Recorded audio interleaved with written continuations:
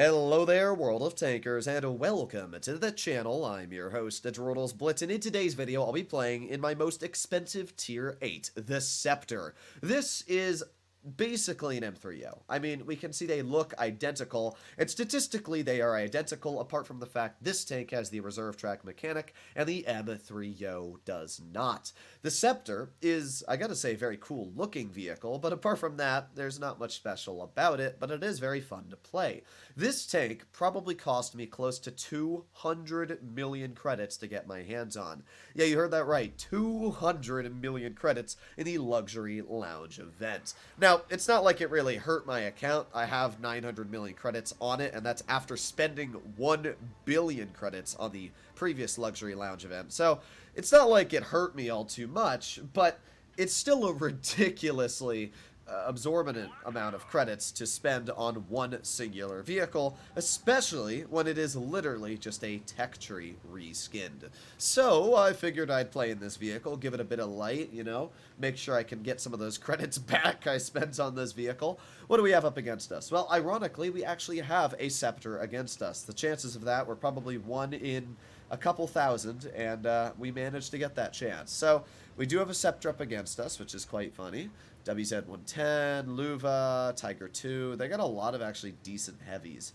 Now, the Scepter has okay turret armor, a pretty decent gun, and, well, I can't say much else is all that spectacular about the vehicle, but the gun is very nice, I will give it that.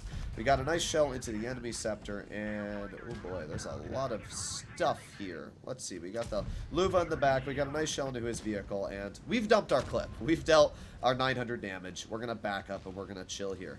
Now, as I said, the turret armor on this vehicle is pretty decent. It's the hull that's not good. The entire hull is going to be bent very easily, so that's really the only part of this vehicle you have to be careful with.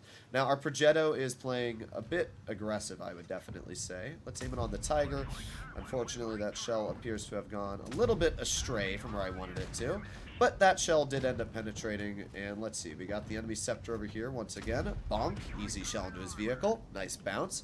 Hopefully this Progetto is able to clear the Tiger. Please do it. Yes. Okay. Well, at least I don't have to deal with 2 tanks on my side, even though, oh, wow, the Progetto's not dead yet. Oh my god, that Prog is being saved by Wargaming themselves. But doesn't look like it was enough saving, as he is still dead. Alright, well, we are chilling. We're doing pretty good here. We got the Luva, who we got 1 easy tracking shell into, and another easy shell into, and there you go. There's another 900 damage clip. With that, we've dealt 2,500 damage already. You can see just how easy it is to do well in a vehicle like the Scepter. It's got a pretty fast dumping time. I think it's like a 2.8 second intra-clip or something, a bit faster than your normal clipper's intra-clip, which makes it just that bit more enjoyable when dumping your shells out. So we got the Pantera off to the side and the Luva over here. There's 1 shell in and 2 shells in. I don't really care too much about the Pantera. I'm just going to back on up and reload my clip once again. Now that Pantera is just chilling there, so I'm going to push over here towards the Skoda T27. We got 10 more seconds left on our reload. 9, 8, 7, come on. Reload a bit faster, game. Come on. 3, 2, 1, and there goes the Skoda. Alright, and let's go for 1 easy shell into his vehicle, and bonk, no more Skoda. And that means all that's left is the Pantera and the AMX AZ48. I'm going to reload my clip. I know the Emil's a clip reload, so it doesn't hurt me to do this. And all I need to do is reload for about 10 more seconds. Come on. Reload. Reload faster than this 49 game. Come on. Oh boy, this AMX is going to be bonked. And when I mean bonked, he's going to get bonked really, really dang hard. Unless this 49 doesn't shoot him, which it looks like he actually didn't, which allowed me to get out a little. Well, he shot him, but he shot him after I got in a couple shells, which allowed me to get 4,300 damage out this battle. Yes, you heard that right. 4,334 damage. Pretty good battle overall, not gonna lie. We probably aced it. Yes, we did. And I also bet we made a crazy amount of credits, 221,000. Not too bad. All right, well, I'll take that. Only 1,000 more battles to go, and I might just make back the 200 million credits I spent. Yay! Alright, here we go. Second battle, what do we have this time? We got a T-77, very deadly tank. Chimera, very deadly. Action 10, very deadly. WZ-111, 1GFT, deadly. Oh, all their tanks are actually deadly. Well, I'm going to do the thing I do every time, which is make my way to Sea Hill, sit my big old booty hole down there, and see how it works out. As you saw the first game, the Scepter worked pretty well just sitting hull down. And as I said, this tank is very good at that one thing. It's really the top part of the turret super strong, where you can see where it kind of angles up. The bottom part, where it's kind of flat, is where it gets penned a lot, so you want to make sure you're only showing a bit of the lower part of your turret when using this vehicle. Alright, well, the good news is everybody on the team appears to be going this way. I'm going to keep on crossing, and nice. Okay, we did make it into the position I wanted to get to. Got the Action 10 off to the side, and the T-77. Okay, well, there's the 77. One easy shell into his vehicle, and... oh, well, unfortunately, we did not pen the Action 10, but we got another shell, and it didn't pen either. Well, the good news is we can just chill here. This is the great thing about an autoloader, is... they don't really want to push. I don't even know if that Action 10 knows I'm an autoloader, to be honest. This is such a rare tank to see in the battlefield. The majority of new players probably don't know what this tank is, which is actually good. It means that people don't know how to counter this thing. So, what do we have? Well, the Action 10 once again is chilling in the back, and bonk. Really? Really? Really, game? Alright, well, let's try it again. Okay, well, looks like we cannot hit our hatching. Okay, well, we have lost our Super Hellcat. Darn, what a shame. I'm going to push down here. 8 more seconds left on our reload, and then we might be able to get some damage into the Super, or not the Super, but the T-77 or the KV-3. So here we go, 3, 2, 1, and there's one bonk into the KV. He bounced me. Okay. Well, the gun worked a lot better the first game, I gotta be honest. It's definitely not liking me as much this battle.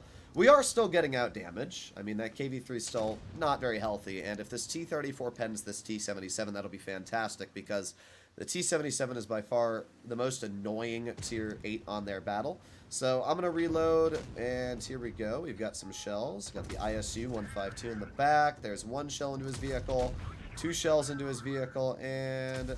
oh my god, what is up with that Action 10 freaking hatch? That was a direct center hit. I'm going to start spamming heat at that vehicle. Apparently, you cannot ban an Action 10 hatch with AP ammunition. The more you know. Man, that was just frustrating. Alright, well, we got the WZ-111 GFT in the back. There's 1 pen into his vehicle, and 2 pens into his vehicle, and let's just try and hatch you. Alright, well, at least we got 1 hatching shell out today.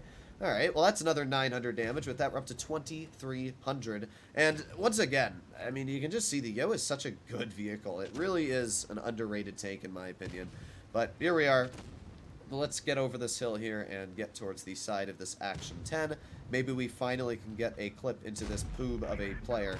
There's 1 shell in, 2 shells in, and... oh, well, unfortunately, we did not get the 3rd shell out, but I don't think it matters all too much. That player got cleared. With that, I mean, we've dealt over 3,000 damage, and all we need to do is find this M41 Jade. Don't know where the Jade is. Maybe at base A. I doubt it. Maybe drowning himself. That's possible. But I would expect him to be flanking behind us, would be the most logical decision that I can come up with. Hopefully the SU-152 doesn't get the shell out before I do, though. That's really the only thing. Speed, go! Now, you'll notice the Yo is not the fastest of vehicles. I think it has a top speed of 35 or something like that. But it does have an okay power to weight, so it usually stays around this similar top speed. Alright, well, gonna keep on going. I'm just expecting any moment to see M41D died. Alright, well, I'm gonna head over towards this way, and maybe we'll spot him, maybe we won't. I have absolutely no clue. I'm keeping an eye... oh, there he is. I'm guessing he's behind the rubble piles, it looks like, but, well, I don't think it's going to make too much of a difference. I don't think we are going to get there before... you know what? Honestly, wait a sec.